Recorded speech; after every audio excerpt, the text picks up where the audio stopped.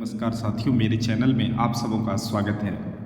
पिछले वीडियो में हम लोगों ने देखा था किसान आंदोलन और जनजातीय विद्रोह को। इस वीडियो में हम लोग देखेंगे ब्रिटिश भारत में शिक्षा का विकास। इन भाग से कम विभिन्न प्रकार की प्रतियोगी परीक्षाओं में 2 से 3 प्रश्न तो पूछे ही जाते हैं। तो चलिए हम लोग शुरू करते हैं। इसमें पहला प्रश्न है कि व्यक्तिगत प्रयास से सर्वप्रथम कलकत्ता में शिक्षा हेतु मदरसा की स्थापना किसके द्वारा की गई थी? तो शिक्षा हेतु कलकत्ता में मदरसा की स्थापना वारेन हेस्टिंग्स के द्वारा किया गया था। अगला प्रश्न है कि वर्ष 1874 में कलकत्ता में एशियाटिक सोसाइटी ऑफ बंगाल की स्थापना किसके द्वारा की गई थी? तो एशियाटिक सोसाइटी ऑफ बंगाल की स्थापना सर विलियम जोन्स के द्वारा किया गया था। आगे नोट है कि एशियाटिक सोसाइटी ऑफ बंगाल के अधीन सर्वप्रथम भगवत गीता का अंग्रेजी में अनुवाद चार्ल्स विलिंग्स ने किया था तथा कालिदास की प्रसिद्ध रचना अभिज्ञान शकुंतलम का पहली बार अंग्रेजी में अनुवाद सर विलियम जोन्स द्वारा किया गया था। तो यहाँ देखिए कि सबसे पहले है कि भगवत गीता का अंग्रेजी में अनुवाद किया था चार्ल्स विलिंग्स ने, और कालिदास की जो प्रसिद्ध पुस्तक थी अभिज्ञान शकुंतलम, इसका अंग्रेजी में अनुवाद किया था सर विलियम जोन्स। अगला प्रश्न है कि वाराणसी में प्रथम संस्कृत महाविद्यालय की स्थापना किसने की थी?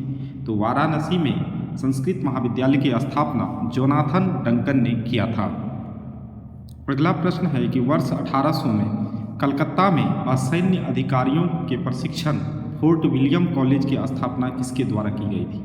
तो फोर्ट विलियम कॉलेज की स्थापना 1800 ईस्वी में कलकत्ता में की गई थी और इसकी स्थापना लॉर्ड वेलेस्ली के द्वारा किया गया था। अगला प्रश्न है कि किस अधिनियम के द्वारा भारत में शिक्षा के प्रसार हेतु 1 लाख रुपये खर्च करने का अधिकार गवर्नर जनरल को दिया गया? तो चार्टर अधिनियम 1813 के द्वारा गवर्नर जनरल को 1 लाख रुपया शिक्षा पर खर्च करने का अधिकार दिया गया था। अगला प्रश्न है कि आंगल प्राच्य विवाद किससे संबंधित है? आंगल प्राच्य विवाद जो है भारत में शिक्षा पद्धति लागू करने के तरीके से है। आगे है नोट, भारत में शिक्षा प्रसार हेतु आंगलवादी यूरोपीय ज्ञान एवं अंग्रेजी भाषा के समर्थक थे, जबकि प्राच्यवादी भारतीय पारंपरिक ज्ञान एवं भारतीय भाषाओं के समर्थक थे। अगला प्रश्न है कि शिक्षा के संबंध में व्याख्यात अधोमुखी निस्यंदन सिद्धांत के प्रवर्तक कौन थे? तो अधोमुखी निस्यंदन सिद्धांत के प्रवर्तक थे ऑकलैंड। अगला प्रश्न है कि लॉर्ड मैकाले किस शिक्षा पद्धति से संबंधित थे? तो लॉर्ड मैकाले अंग्रेजी शिक्षा पद्धति से संबंधित थे। अगला प्रश्न है कि भारत में आधुनिक शिक्षा प्रणाली की कब प्रारंभ हुई? भारत में आधुनिक शिक्षा प्रणाली 1835 के मैकाले के स्मरण पत्र से आरंभ हुई थी। अगला प्रश्न है कि भारत में अंग्रेजी शिक्षा किस वायसराय के शासनकाल में आरंभ की गई थी? तो लॉर्ड विलियम बेंटिक के शासनकाल में अंग्रेजी शिक्षा आरंभ की गई थी। दोस्तों, वीडियो को अधिक से अधिक शेयर करें और लाइक करें। अगला प्रश्न है कि किस घोषणा पत्र को भारतीय शिक्षा का मैग्ना कार्टा कहा जाता है? तो वुड डिस्पैच घोषणा पत्र को, जो कि 1854 ईस्वी में आया था, इसे भारतीय शिक्षा का मैग्ना कार्टा कहा जाता है। अगला प्रश्न है कि वुड घोषणा पत्र, देखिए वुड घोषणा पत्र को वुड डिस्पैच भी कहा जाता है। वुड घोषणा पत्र के सुझाव पर कलकत्ता, बम्बई तथा मद्रास में किस वर्ष विश्वविद्यालयों की स्थापना की गई थी?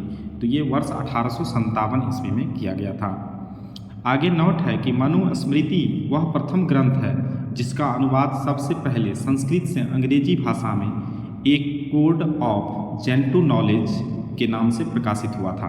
तो मनुस्मृति का सीधा संस्कृत से अंग्रेजी भाषा में हुआ था और उसका नाम दिया गया था एक कोड ऑफ जेंटू लॉज।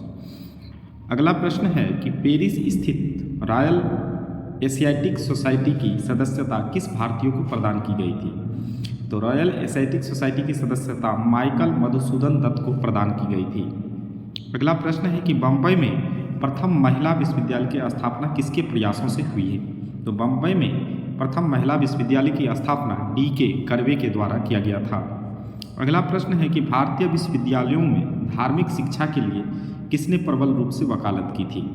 तो ये मदन मोहन मालवीय का कहना था कि भारतीय विश्वविद्यालयों में धार्मिक शिक्षा दी जाए। अगला प्रश्न है कि बनारस हिंदू विश्वविद्यालय का शिलान्यास किसके द्वारा किया गया? तो बनारस हिंदू विश्वविद्यालय का शिलान्यास लॉर्ड हार्डिंग के द्वारा किया गया था। आगे नोट है कि भारत में शिक्षा के क्षेत्र में विकास के लिए एनी बेसेंट ने वर्ष 1898 ईस्वी में सेंट्रल हिंदू कॉलेज की स्थापना की, जो वर्ष 1916 में मदन मोहन मालवीय जी के प्रयासों से बनारस हिंदू विश्वविद्यालय बना। तो देखिए, सेंट्रल हिंदू कॉलेज की स्थापना एनी बेसेंट ने 1898 ईस्वी में की थी, लेकिन 1916 ईस्वी में मदन मोहन मालवीय जी के प्रयासों से वह बनारस हिंदू विश्वविद्यालय बना। अगला प्रश्न है कि वर्ष 1817 में डेविड हेयर के सहयोग से कलकत्ता में हिंदू कॉलेज की स्थापना किसके द्वारा की गई? तो डेविड हेयर के सहयोग से कलकत्ता में हिंदू कॉलेज की स्थापना राजा राम मोहन राय के द्वारा किया गया था। अगला प्रश्न है कि वर्ष 1847 में रुड़की इंजीनियरिंग कॉलेज के रूप में भारत के प्रथम इंजीनियरिंग कॉलेज की स्थापना किसके द्वारा की गई थी? तो प्रथम इंजीनियरिंग कॉलेज की स्थापना जेम्स टॉमसन के द्वारा किया गया था। आगे हम लोग देखेंगे प्रमुख शिक्षा आयोग। तो चलिए, सबसे पहले है चार्ल्स वुड डिस्पैच, ये 1854 ईस्वी में आया था और ये उस समय गवर्नर जनरल थे डलहौजी। दूसरा था हंटर आयोग, ये 1882 ईस्वी में आया था और उस समय गवर्नर जनरल था लॉर्ड रिपन। अगला था रेले आयोग। रेले आयोग जो है 1902 ईस्वी में आया था, यह विश्वविद्यालय आयोग था। यह उस समय जो गवर्नर जनरल थे वो लॉर्ड कर्जन थे। अगला है सेडलर आयोग। सेडलर आयोग 1917 ईस्वी में आया था, उस समय के गवर्नर जनरल थे लॉर्ड चेम्सफोर्ड। आगे है इंचकैप आयोग। इंचकैप आयोग 1923 ईस्वी में आया था, उस समय गवर्नर जनरल थे लॉर्ड रीडिंग। आगे है हार्डिंग समिति, जो कि प्राथमिक शिक्षा से संबंधित है, यह 1929 ईस्वी में आया था और उस समय जो गवर्नर जनरल थे वो थे लॉर्ड इरविन। अगला है लिंडसे आयोग। लिंडसे आयोग जो है 1929 ईस्वी में आया था, यह प्रौढ़ शिक्षा से संबंधित था और उस समय गवर्नर जनरल थे लॉर्ड इरविन।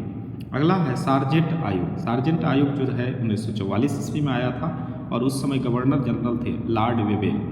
अगला है राधा कृष्णन आयोग, ये 1948 ईस्वी में आया था और उस समय गवर्नर जनरल थे लॉर्ड माउंटबेटन। आगे नोट है कि वर्ष 1937 में गांधी जी द्वारा प्रस्तुत वर्धा योजना शिक्षा से संबंधित थी। तो वर्धा योजना किस चीज़ से संबंधित थी? शिक्षा से संबंधित थी। और वर्धा योजना किसके द्वारा लाया गया था? गांधी जी के द्वारा। कब लाया गया था? 1937 ईस्वी।